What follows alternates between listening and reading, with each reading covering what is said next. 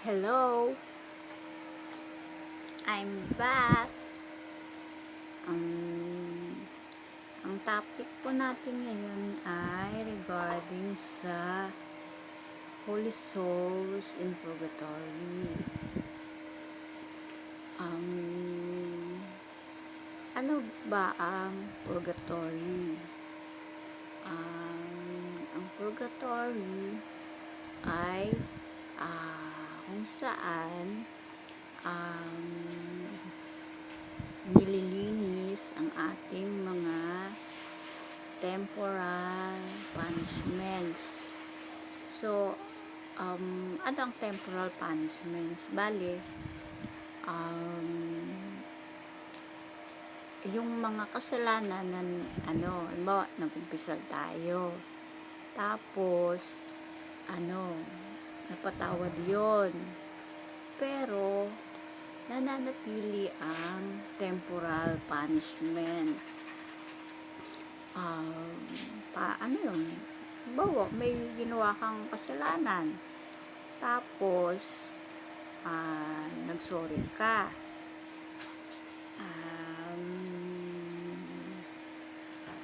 Ang sample ay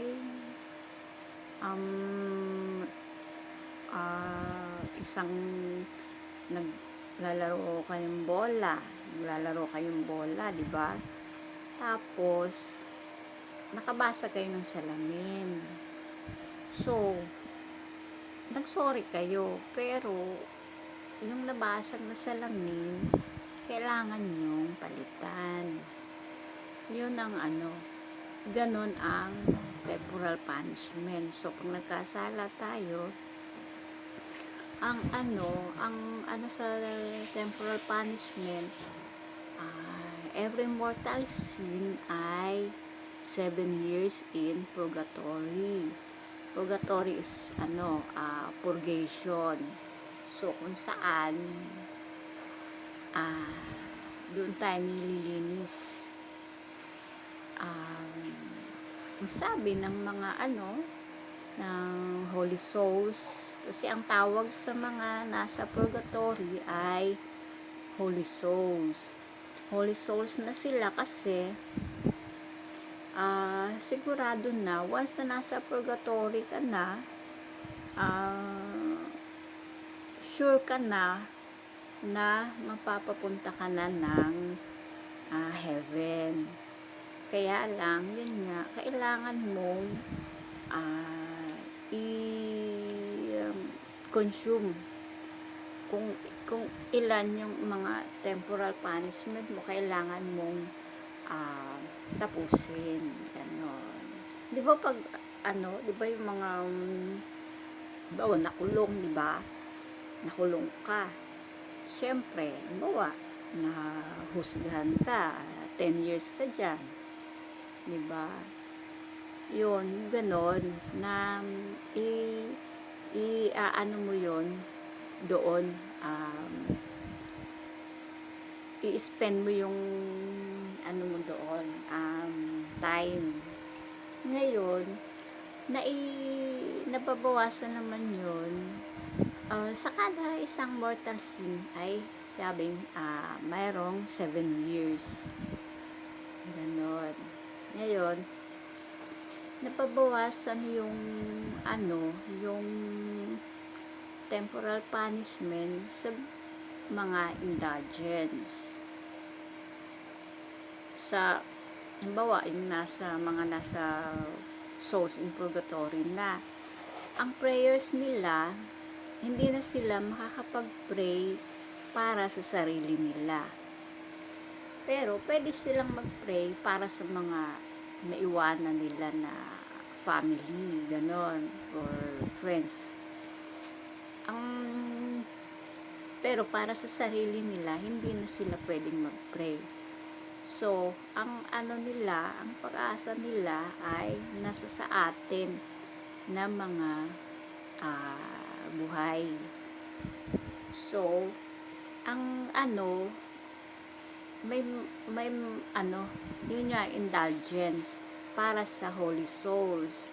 Ngayong November, 'di ba?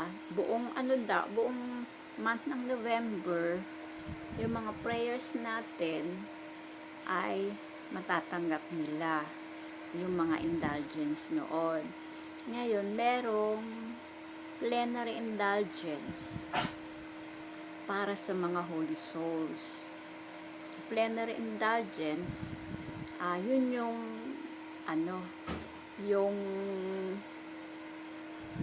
lahat ng kasalanan is mabubura. So, akyat sila sa heaven. So, tayo ang gagawa nun.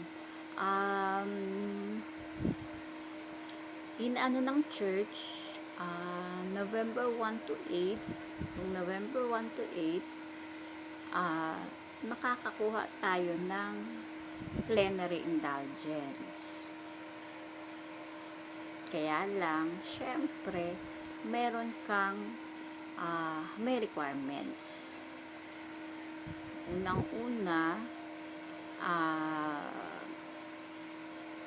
Unang-una ay nakakumpisal ka. Tapos, no attachment sa sin, kahit venial sin. Dapat wala. Tapos, Eucharist. So, bago ka mag-receive ng Eucharist, syempre, mag-Holy Mass ka. Yun. Yung kumpisal, pwedeng mga 20 days. O mga 20 days para makuha mo yung plenary. 20 days yung, di ba, November 1 to 8. So, kailan ka nun, makakumpisal. Tapos, Eucharist, hindi yung isa. Tatlong to nakalimutan ko isa. No attachment to sin.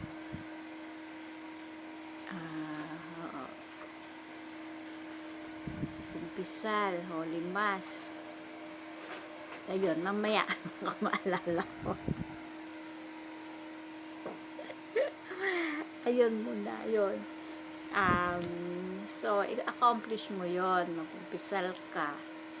Tapos, yung kailangan sa state of grace ka, di ba? Tapos, pupunta ka sa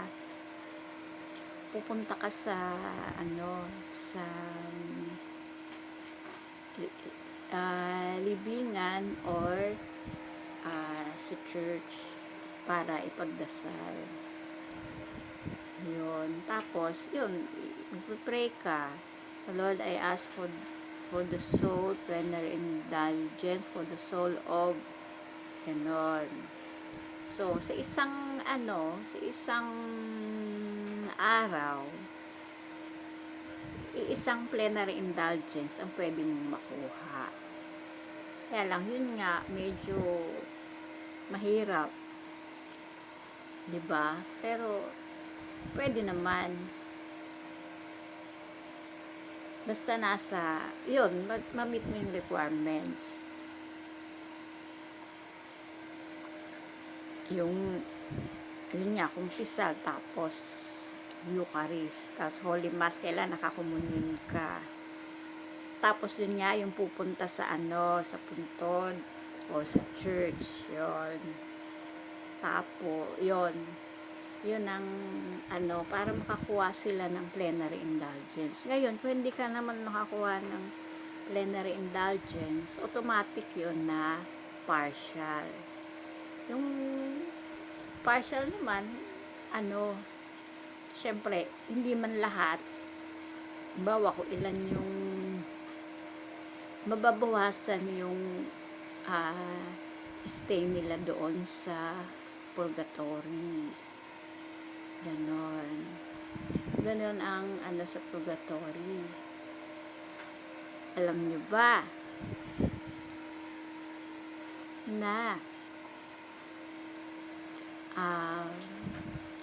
mas maano na mas maganda na habang nabubuhay ka pa ay i-ano mo na ang ano mo sa purgatory. Diba? Siyempre, may nagagawa tayong kasalanan, may temporal punishment yun kahit nangumpisal tayo. Para mabawasan mo na habang nabubuhay ka pa. Kasi mas maano daw yon, mas habang buhay ka, mas madaling makuha kaysa nung ano. Para ganito, example lang ha, ang isang misa na a-attend natin. So, yung pamisa ng halimbawa lang ha, 100 na pamisa para sa iyo sa soul, ay mas malaki ang katumbas lang ng isang misa sa habang kung buhay ka pa. Yun. So, kaya habang nabubuhay ka pa, pwede mo nang bawasan yung mga temporal punishment through indulgence. Yun. Paano bang ano yun? So, kung pwede, kung kakayanin mo, ang misa araw-araw.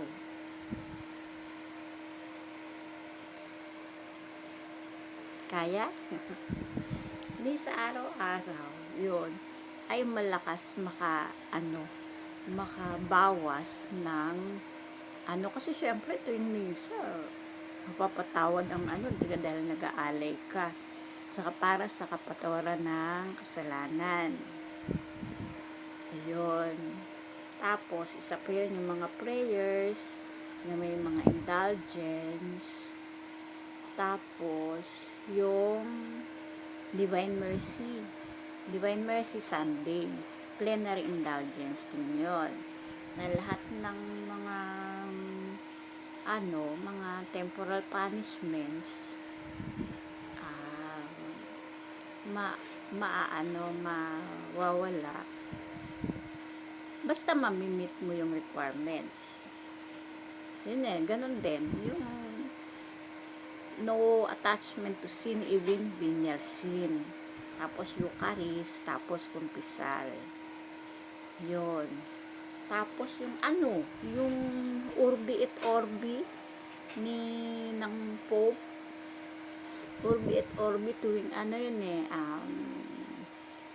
New Year at saka Easter. Basta nagbe-bless ang Pope ng Urbi et Orbi. Yun? Kahit lang yun. Kahit online, kahit radyo, basta narinig mo. May plenary indulgence din yun. Tapos Holy Doors. Basta nasa state of grace ka, madali kang makakuha ng mga indulgence. Kailangan yun nga, kailangan nasa state of grace. Paano kang mag-state of grace, diba? Review. Kailangan nakakumpisal ka. At kung pwede, yung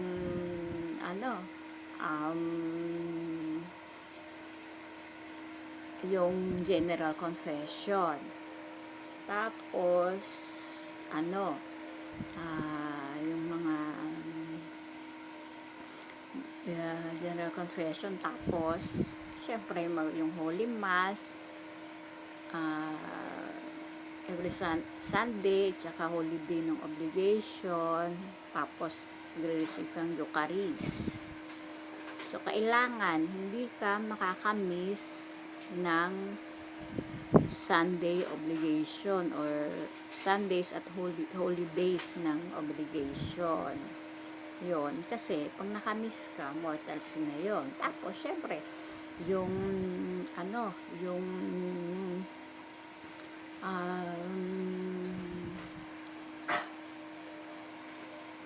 moral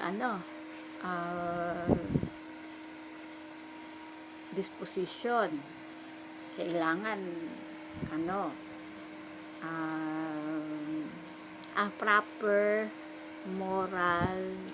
morality, proper disposition of morality, yon kailangan yon. Siyempre, mo, may yung 10 commandments, plus yung 7 deadly sins. Yon, yung mo, pamantayan mo. Tapos, siyempre, almsgiving, yon, kasama yon. Yon, para tapos alagaan mo para nasa state of grace ka.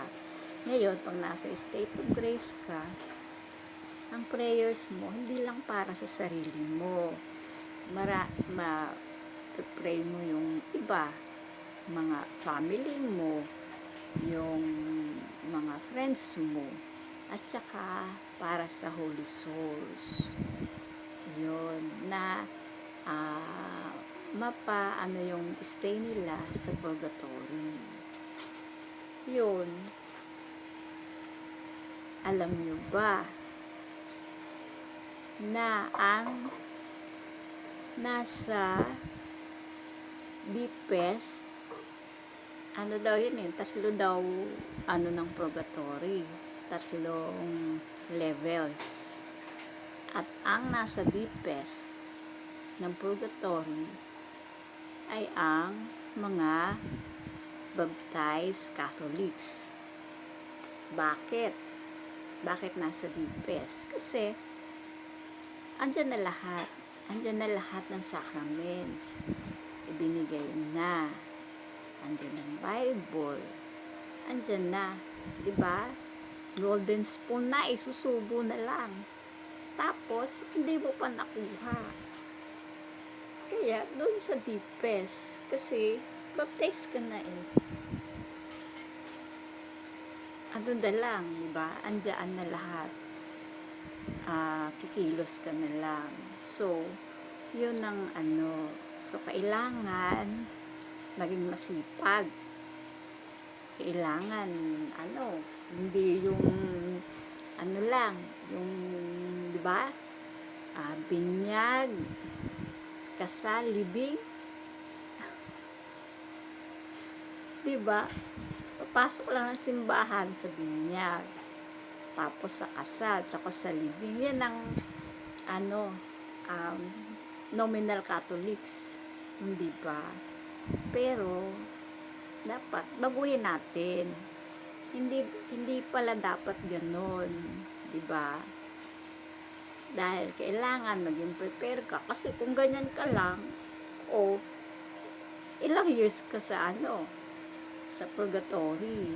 Tsaka, wag mo daw hangarin na mapunta ng purgatory. Dahil kahit ako, sabi ko dati, purgatory okay na kasi sigurado ka nang mapunta sa heaven. Pero, hindi pala. Ang hirap daw pala dun. Dahil napakainit. Kasi, kung mababasa nyo kung mababasa kayo yung sa, yung Holy Souls, story of the Holy Souls, yung mga bumalik, na sila kung gaanong kainit doon sa purgatory. Ganon. Yung mga, nyo na lang. Search. Google. Search nyo nandoon. Stories of the Holy Souls. Yung mga, meron. Kasi, may mga ebidensya din na na iniwanan na para maniwala tayo na merong purgatorio. Ayun. So, ganon. So, kailangan masipag. Diba? Kailangan i-maintain mo. Maintain mo yung state of grace. Tapos, hindi lang doon. Required tayo na halimbawa, magre-report ka sa sa God, andyan na, dumating na yung oras, punta ka na kay God.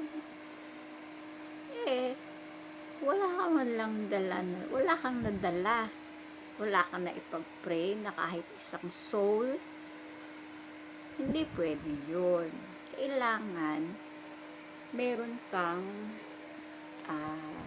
di ba yung story dun sa talent, di ba, na meron binigyan ng 10, halimbawa lang, 10,000 talents, may 5,000, tapos merong lang, halimbawa 100 na lang yung isa. Lahat tayo binigyan ng talent na ating pagyayamanin, di ba? Papatubuin mo yon.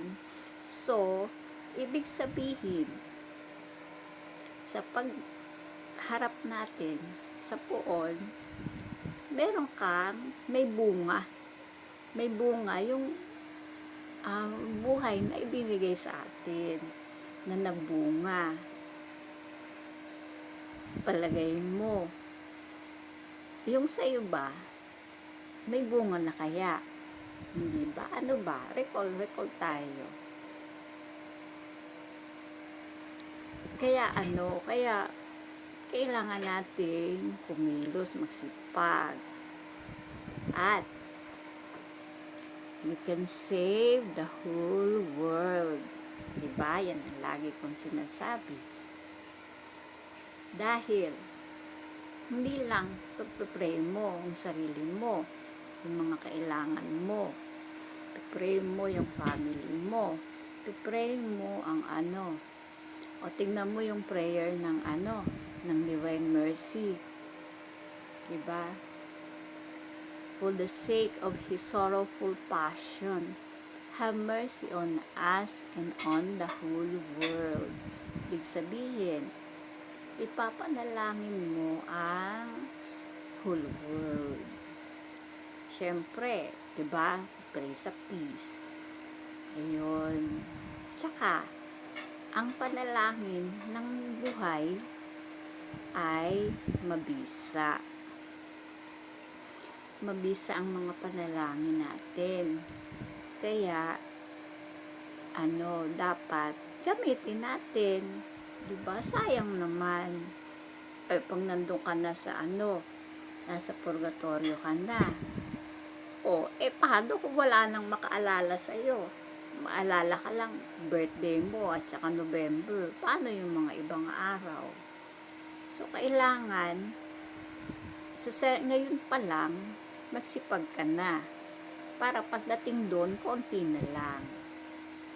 Ayun, diba? At saka, yung mga pagdurusa daw natin ngayon, yung mga pagdurusa natin ngayon ay nababawasan na yung pagdurusa natin sa purgatorio. Kaya, hindi mo ipapanalangin na mawala yung pagdurusa mo.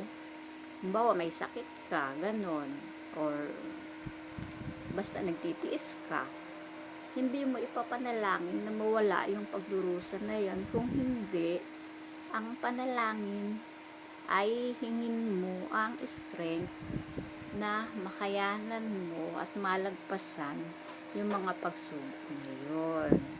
Dahil yun ay nakakatulong para sa atin at sa ating soul.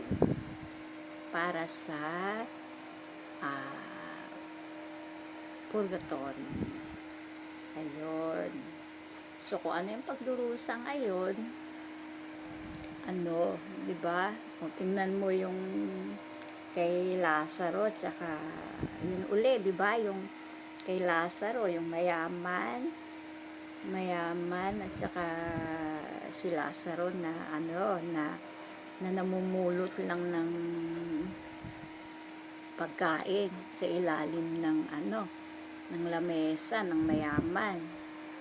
Kasi yung mayaman wala nga siyang ginawa, pero wala nga siyang ginawang masama, pero wala naman siyang ginawa para kay Lazaro na dapat pwede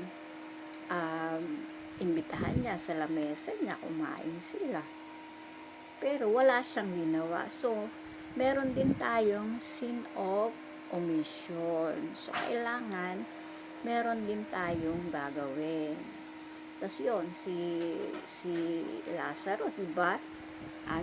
Nagdusa na siya. So, pagdating sa langit, nasa heaven na siya.